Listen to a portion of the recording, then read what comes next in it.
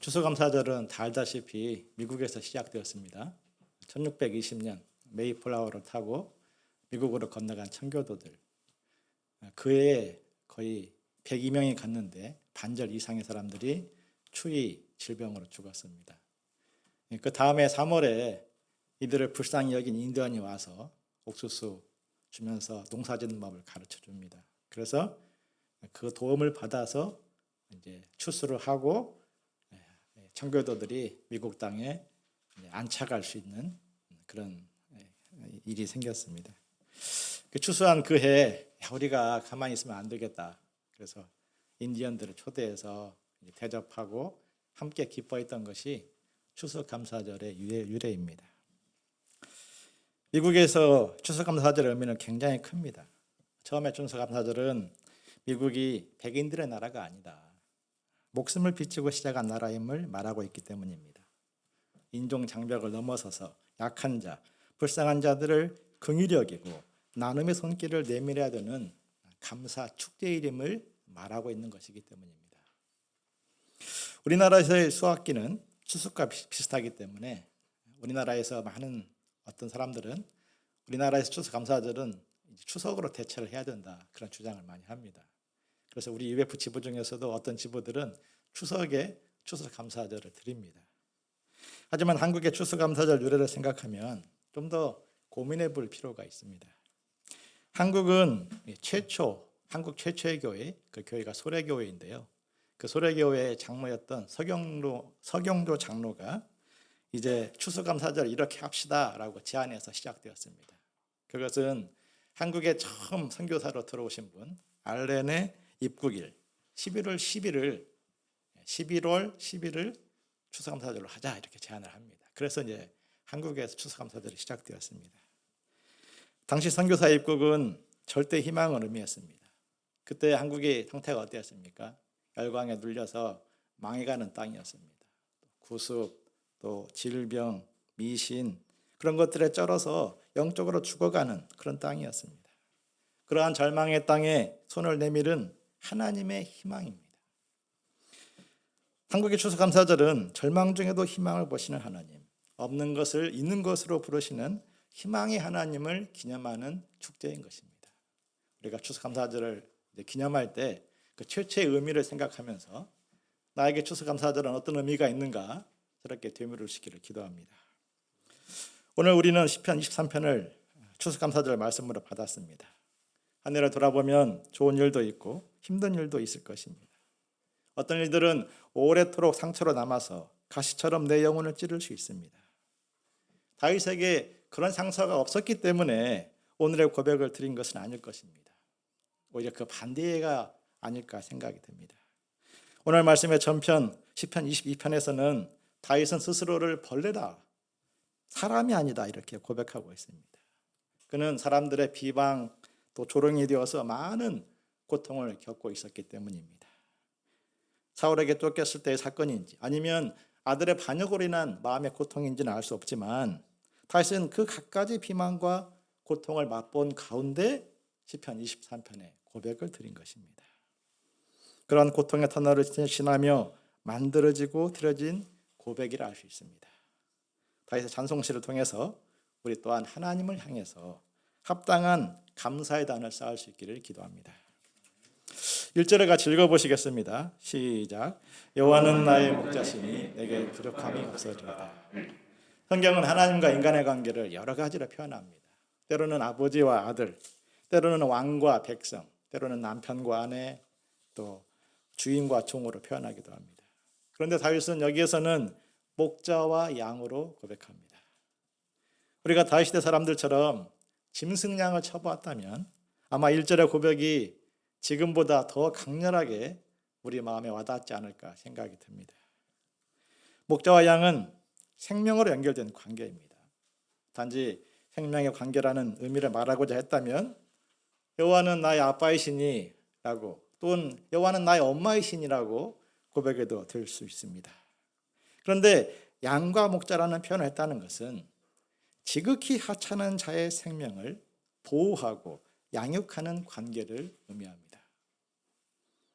10년 전에 제가 시골 어머니 집에 내려갔는데 못 보던 개 한 마리가 딱 집에 있는 것이었습니다.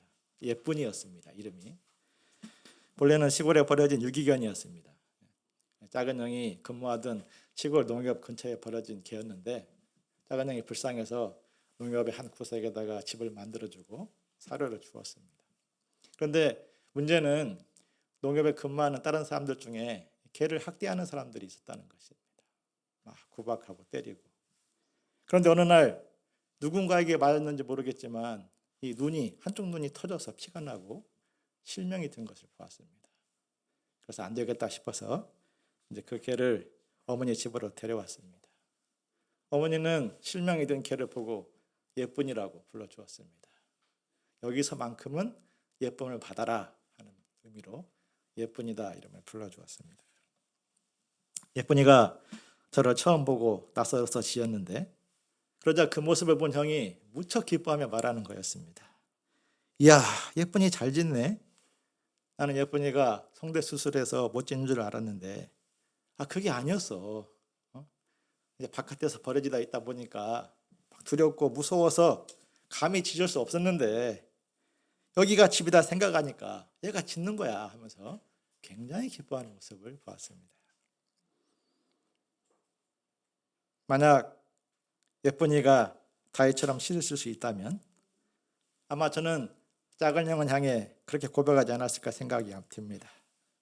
당신은 나의 목자시니 내게 부족함이 없으리로다.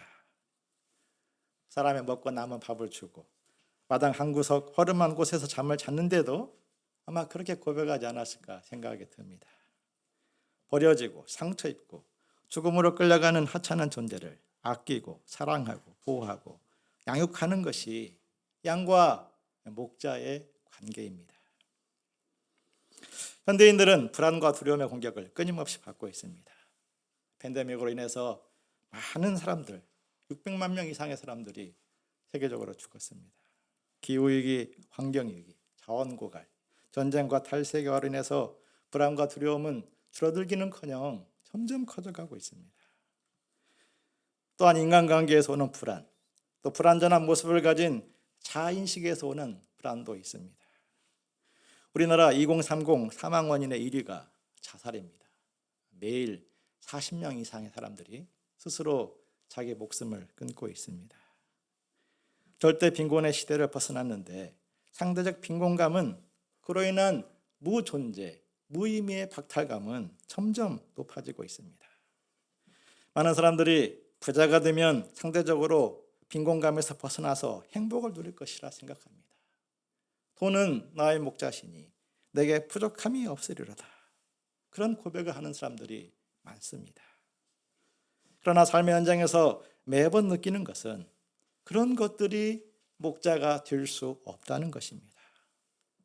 경험이 많아진다고 해서 사람들의 박수를 받는다고 해서 나이를 먹는다고 불안과 두려움 문제에서 벗어나는 것이 아닙니다. 오히려 더 큰 불안과 두려움에 맞닥뜨릴 수 있습니다. 영이신 하나님, 생명이신 하나님이 우리의 목자이십니다. 우리를 죄로부터 구원하여 주시고 죄사함을 주시고 우리에게 진정한 안식을 주시는 분이십니다. 영원한 생명을 주심으로 죽음의 세력이 가득한 세상에서 견디고 희망을 볼 수 있도록 도우십니다. 때마다 말씀을 주시고 은혜의 손길로 함께하사 허무하신 판으로 끝날 인생에서 성령의 열매를 맺고 믿음으로 살도록 동행하여 주십니다. 성경은 반복해서 두려워하지 말라 이렇게 말씀하십니다. 성경에는 두려워하지 말라 이 말씀이 365번 기록되어 있다고 합니다. 그만큼 세상은 두려운 일들로 가득하다는 것입니다. 그런데도 두려워하지 말아야 될 것은 여호와 하나님이 우리 인생들의 목자가 되어주시기 때문입니다. 목자는 양들에게 필요한 것들을 때마다 공급해 주십니다.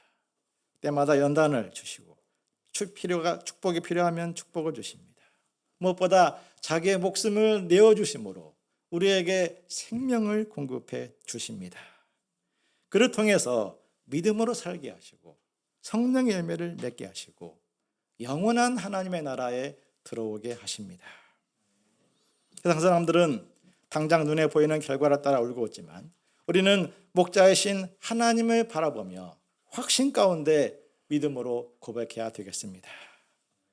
여호와는 나의 목자시니 내게 부족함이 없으리로다.